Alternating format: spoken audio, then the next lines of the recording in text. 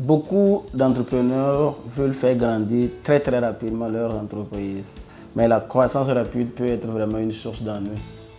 Salut, ici Mamadi Saoudou de l'École des entrepreneurs d'Afrique. Aujourd'hui, nous allons vous parler du piège de la croissance rapide. Plusieurs propriétaires de PME rêvent vraiment de faire grandir très rapidement leurs entreprises.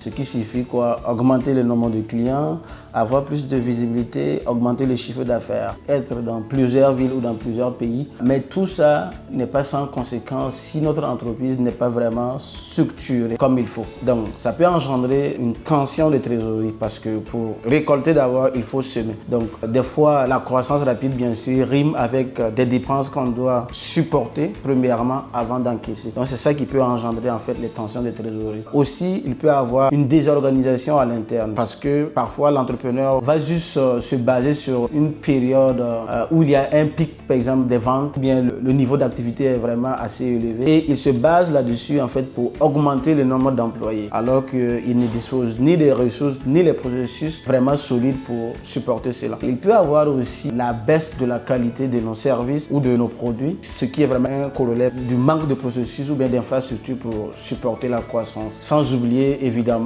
une conséquence qui n'est pas à négliger, qui est la charge mentale. Si l'entrepreneur voit qu'il n'est pas capable vraiment de supporter toute cette croissance aussi rapide, ça peut engendrer vraiment une charge mentale, donc beaucoup de stress. Et on sait bien sûr à quel point le stress aussi peut être nuisible pour l'entrepreneur et puis pour l'entreprise. Donc, avant de penser à faire croître rapidement votre entreprise, posez-vous la question à savoir, est-ce que vous disposez vraiment de l'infrastructure pour supporter cette croissance rapide ou bien vous disposez vraiment de tout ce qui est processus et des ressources conséquentes pour ça. La finalité ne doit pas être la croissance rapide, mais surtout la croissance durable.